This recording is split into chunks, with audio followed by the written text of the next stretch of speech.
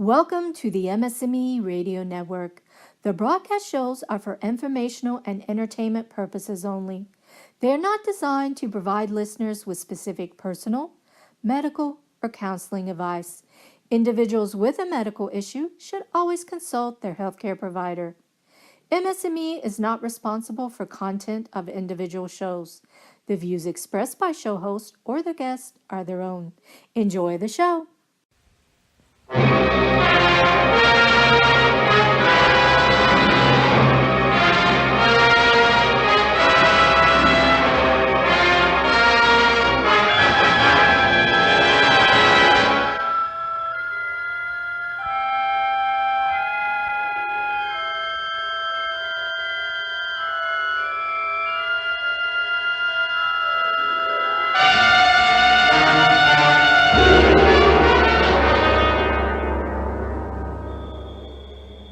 Welcome to YEGMS episode number 37. It was funny. I just started re-recording. I got about 5 minutes, 5 minutes into this podcast, and I got a text message from another MS warrior named Rob, and unfortunately, Rob, I mentioned him on the last podcast. He was in the hospital. He got out. Now he's back again. So hopefully, Rob, you get better. But anyway, he texted me. And I can imagine why. It's probably pretty boring being in the hospital as much as he's been. And he asked, so when are you recording a new podcast? And so I texted him a picture of my microphone on my screen because I'm literally recording it as he was texting me. And I thought because I was only 5 minutes in, I'd restart. So Rob, get better, and hopefully we'll have you on the podcast soon. Now, the episode today, I want to talk about a number of things, and what I'm going to start doing, depending on how you consume this podcast, whether if you're subscribed to it on iTunes or through SoundCloud or Stitcher Radio or tuned in, nothing will really change for you except for the episodes are just going to get longer. Initially, when I started this podcast, the episodes would range from about 40 minutes to over an hour, just depending on what I was talking about. And when I agreed to start sending the podcast into the MS&Me Radio Network, they were asking for 27-minute long episodes. And that's what I've been doing for the last basically since last summer.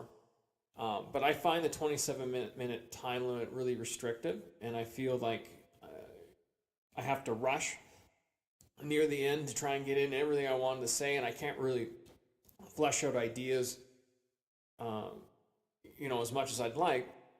So what I'm going to start doing is just recording them as I did prior to MS&Me, the MS&Me Radio, the association with MS&Me Radio, and I'll just edit them down to 27 minutes, and for the people that are on SoundCloud, iTunes, Stitcher Radio, YouTube, that kind of stuff, it'll just be a longer episode. But if you're listening on MS&Me Radio, this may be part one of a two-parter.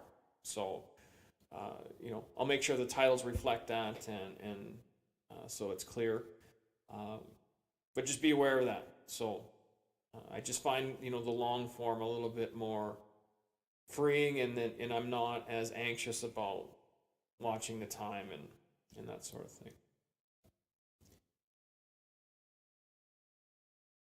So this episode's going to touch on diet and exercise, and I know I talk about that often, but I think that they're important, and I think they're important for everyone's overall health, not just people afflicted with multiple sclerosis. And how the idea for this particular podcast came to me is my wife and I were driving out to one of the local ski hills with our kids 2 weekends ago. And, my daughter Isabella is going to be 7 in about a month, and my son is going to be 5 in about 3 months. So we were just talking on the way there, and we were just, how happy we are that both our kids are really active. Jonah plays hockey, he plays soccer, he's in this activity called sport ball, he just started karate. My daughter Belle is in gymnastics. She's in soccer. She really loves to downhill ski. Um, so anyway, they're both really, really active kids. And, we were just saying how happy we are that that's happening. And then my wife made a really good point. She said, well, as long as they're having fun in the activities that they're doing, because we don't want them to have a negative association with exercise. And we don't want exercise and fun, active activities to feel like a punishment. And that it did strike a chord with me. And I remember as a child, when I first started playing hockey, I think I was,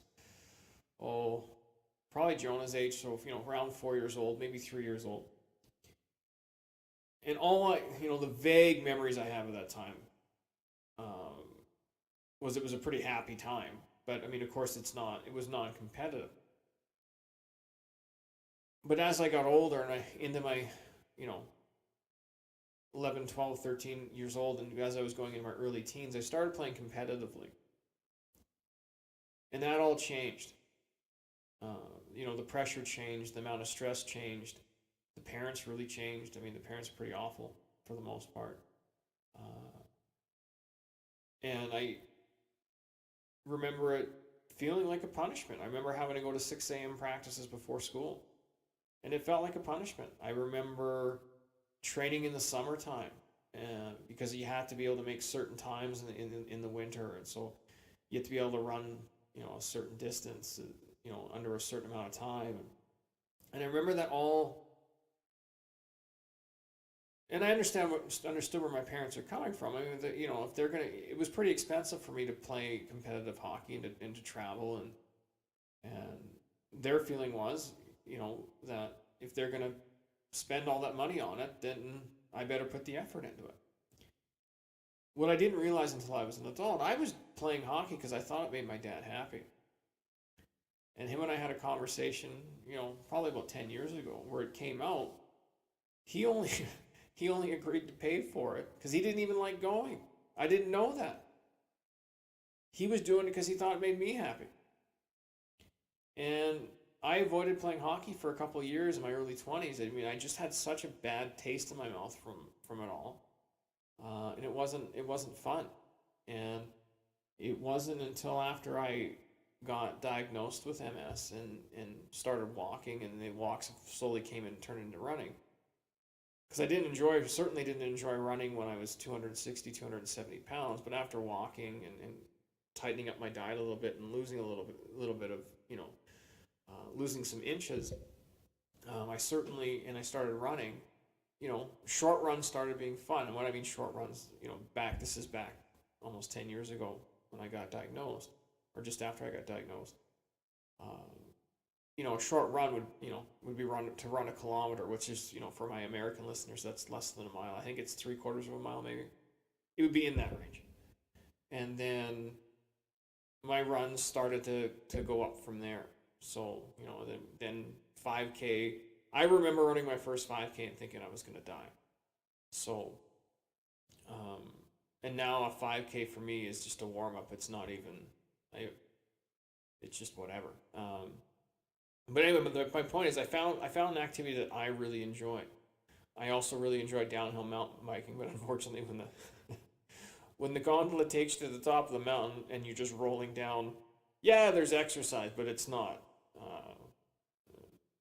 It's only intense because it's really dangerous, right? I mean, the bike and gravity are doing all the work. I would think that the fear certainly burns calories, but I enjoy that. I enjoy canoeing and kayaking with my kids, and but as far as exercise go, I used to lift weights when I was younger, and I started to again. But anyway, I'm rambling here. I found some activities that I really enjoy, and they don't feel like a punishment. They don't feel negative. They don't feel. I enjoy doing them, and my wife and I were talking the other day, and I told Andrea that I really, now that the snow's going away, I'm really looking forward to getting into my having a 5-hour run on the weekends, which I know sounds insane to a lot of people, but that's just, I mean, it was a slow progression, and eventually you get to that point, and um, it's meditative. It's just a really, for me. So anyway, back to my initial point. Man, I went on a tangent here. Good thing I'm going to a long form. I found something that I enjoy. Now, the issue with people with MS, and we all have such different ranges of mobilities depending on which type of MS we're experiencing, whether it's relapse and remitting on sort of the mild end to the progressive on the extreme end. So, for some of us in our community, walking isn't even an option. And for others, you know, there could be lifestyle factors where they're just, for whatever reason, exercise just isn't for them. So there's a number of reasons. There's always excuses to why there's always an excuse to why you're not active. You can invent millions of them. You know, my favorite one that I've heard in the last couple of years was, I'm just not built to run," which is complete. Man, I just won't swear there. Good thing I caught myself. It's complete horse poop. You know, your body's designed to run. It's, anyone can be an athlete. It's just whether or not the desire to be an athlete is present. And I'm not suggesting to the broader MS community that we all need to be athletes, but I think we all need to be active. And I think the key there is to find something that doesn't feel like a punishment. And I remember my grandfather passed away in 2013 on my mom's side, and he was 92. And I remember one day I went to go visit him at the home he was living at, and I had to wait because he was teaching an exercise class. So I was standing at the door to where this class was, and I remember when they told me at the front desk, "No, he's teaching his exercise class," and I thought, what the heck is Pepe doing? What could they possibly be doing? Well, then I went and watched, and there was a group of them, and he was probably, I mean, if he wasn't the oldest guy in the room, he would have been darn close to it. I mean, because he would have been 80, 88 roughly at the time. And they were all seated in chairs, and they were doing seated exercise in chairs, moving their arms, moving their legs, but they were seated. And I asked him about it after, and he said, at my age, that's what I can do. And he says, it's fun. He said, it keeps me moving, and, he lived to 92. So, I guess the point I'm attempting to make, probably horribly, but the point I'm trying to make is that regardless of your body size, your body type, the stage of MS you're at, it's likely you can find some sort of activity where you're moving, where it doesn't feel like a punishment. It doesn't feel negative. And my experience, now going back to my experience with walking and then running short bursts and periods, is I did not enjoy running at all at first. But I didn't do it very, I just would do it short bursts at a time. But I really enjoyed walking. And I was fortunate at the time. I was living across the street from the river that ran through the city that I was living in, and there was really nice paths, and it was just a really nice place to walk when it wasn't snowing.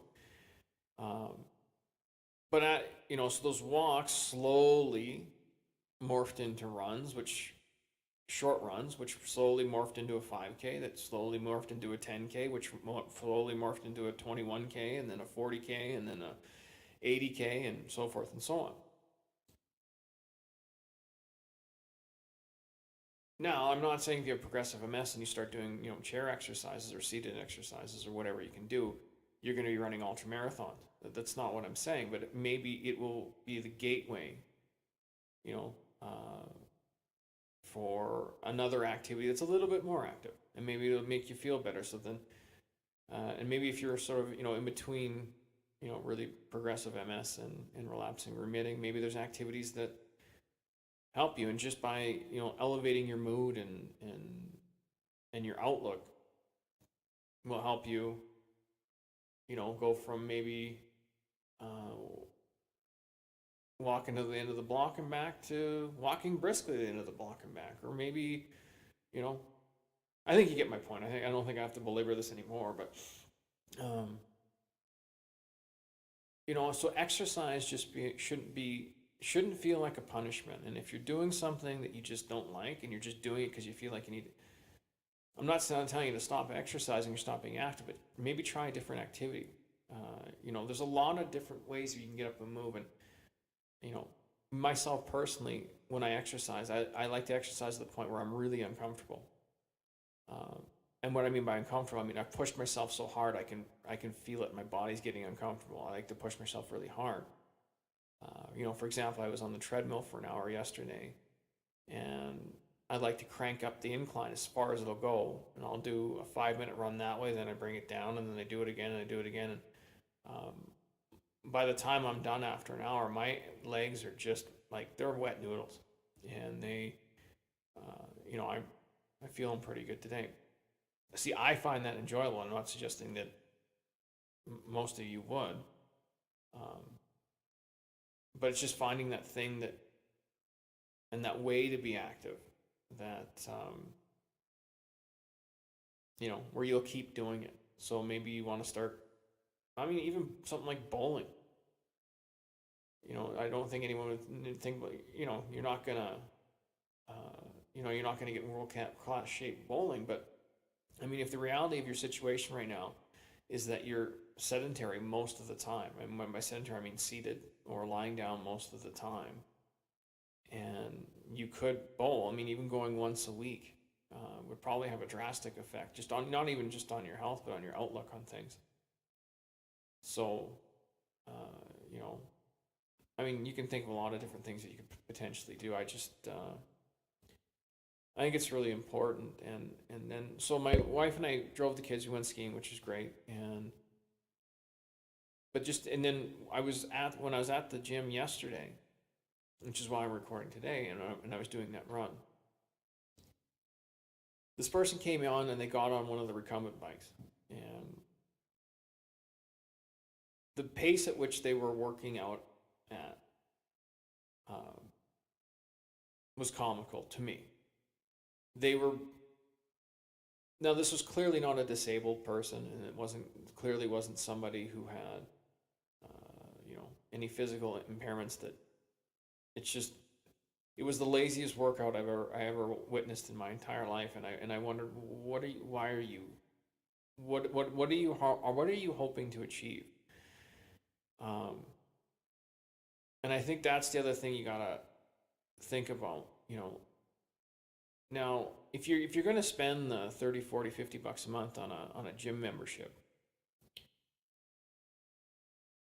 my assumption would be is that you're looking to cut weight and get abs and be all cut up and that sort of thing. So why you would work out it's such a no pace. I wouldn't even call it a pace. It was no pace. And then this person's phone rang, and then they're on the phone and talking loudly, and it was just comical to me. Like I don't understand why that person was there. So what I was attempting to make the point was, have a purpose, and your purpose may not be wanting a 6-pack abs or being able to run a marathon or lift 700 pounds or whatever. It may just be more active, and then just pick an activity that's going to help you be more active. Maybe it's just maybe it's something as simple as walking the dog, or there's a million different things you could do. Try even golf. It's a low. It's not a strenuous low, but I mean, if you don't get a cart and you walk it, and maybe you can only walk 9 holes, so you do the 9 or whatever it is. Just getting active, I think, is important, and it's important that it doesn't feel like a punishment to you. It has to be something that you enjoy. And I don't know most of the people who listen to this podcast, so I can't tell you what you're going to enjoy, but I would encourage you to get out there and try. but before you do, and this, I mentioned that some of the stuff early in the podcast was going to make sense later. Or did I? Was that what during my first take? I can't remember. Anyway. But before, if you are going to start being more active, and I won't even use the term exercise, I'm just, if you're going to be more active,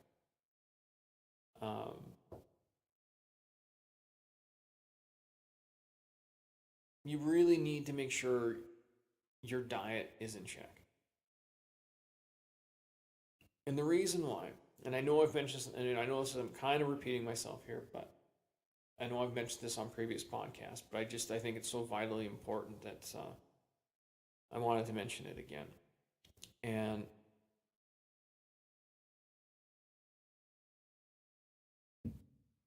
if you're not fueling yourself properly,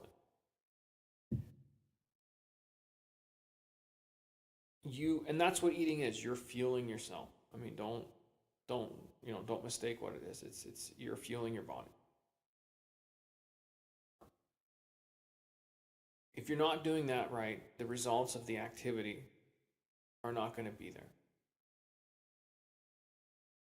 And how I know this is back in 2015? Well, in 2014, when I got the crazy idea to run 80 kilometers in a day, so that's 2 marathons back to back on the same day, to raise money for the MS Society, I went online and figured, okay, how do I train myself to run that far?